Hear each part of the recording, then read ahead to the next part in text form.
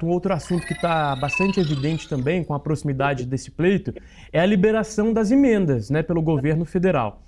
Então, a gente tem aí um movimento do atual governo federal, o governo do presidente Lula, para liberar aí emendas parlamentares antes das eleições.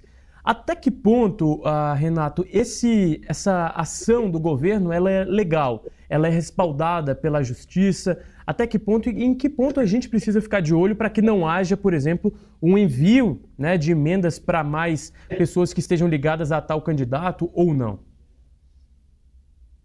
Bom, ela é legal do ponto de vista normativo, embora seja questionável do ponto de vista político, porque infelizmente no Brasil, isso até o próprio presidente Lula tem percebido, é diferente do Brasil que ele governou lá atrás.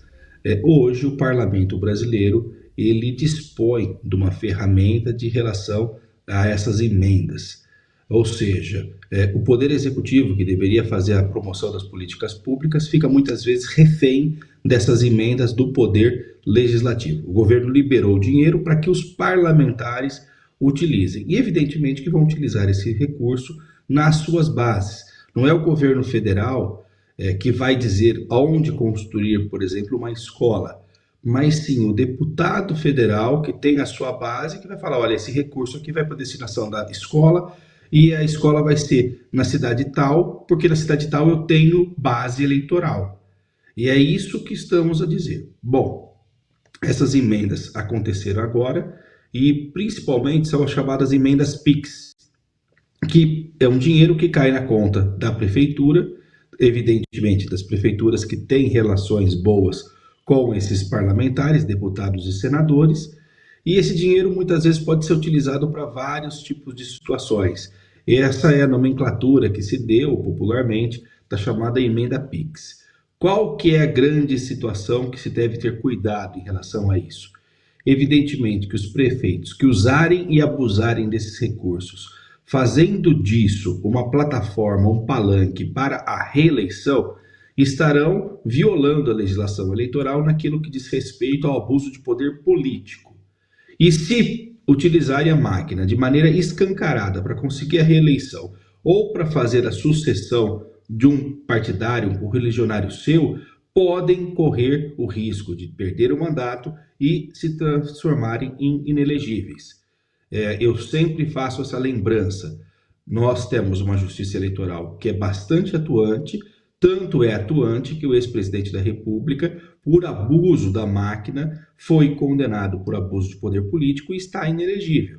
Então isso é um sintoma muito sério, indicativo muito sério, de que prefeitos têm que redobrar, triplicar a atenção para não ficarem inelegíveis ou perderem seus mandatos, tal como aconteceu com o ex-presidente e tantos outros. Eu estou citando o ex-presidente porque, goste ou não, existe uma situação definida e decidida pela Justiça Eleitoral que o tornou inelegível. Bom, se um ex-presidente ficou inelegível, eu tenho certeza que dezenas, centenas, talvez até milhares de prefeitos podem ficar inelegíveis se não tomarem cuidado em relação ao abuso de poder político.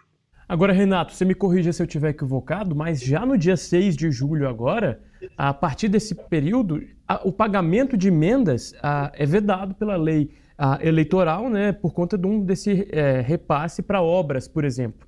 Obras que não foram executadas anteriormente não podem começar depois desse período. Mas até o estado de São Paulo, né, o repórter Daniel Vetterman até mostrou que o Congresso já tenta driblar essa lei eleitoral. Então, queria sua avaliação. Depois do dia 6 de julho, se o governo repassar essas emendas, pode ser configurado um crime eleitoral ou é um fato novo que a gente precisa avaliar com calma? O governo não vai repassar essas emendas, porque nós estaríamos a 3 meses das eleições municipais que acontecerão dia 6 de outubro. Bom, mas o governo vai passar o dinheiro antes. Passa o dinheiro antes para as prefeituras. Daí o que acontece? Essas prefeituras elas podem fazer a execução das políticas públicas, a continuidade de políticas públicas. Não pode começar nada novo, mas é um respiro para prefeituras que estão endividadas muitas vezes, e é um respiro para dizer o seguinte, olha, de repente ajeita uma coisa aqui, outra ali, faz um auê em relação a isso, e consegue dividendos políticos, consegue dar um gás para a campanha. Esse é o ponto específico que tem que ser colocado. O prefeito que receber esse recurso e fazer disso uma plataforma política para conseguir se autopromover, porque a questão não é a execução da política pública. Claro que todo mundo quer que as políticas públicas sejam executadas da forma mais correta possível.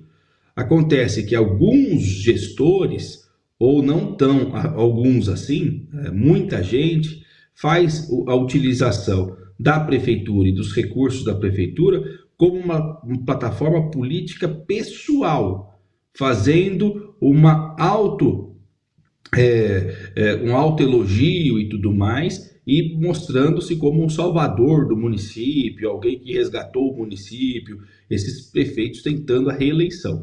Esse é o grande problema, esse é o grande desafio, dar institucionalidade à promoção da política pública sem que isso gere uma autopromoção, uma promoção indevida por meio do poder público, porque tem que haver a paridade de armas. Quem está na oposição tem que ter igualdade de possibilidades de concorrer com quem está na situação, tentando a reeleição. Esse é o grande motivo de se evitar que esses prefeitos façam uma autopromoção com o poder público nesses períodos, especialmente nesse período de 3 meses antes das eleições.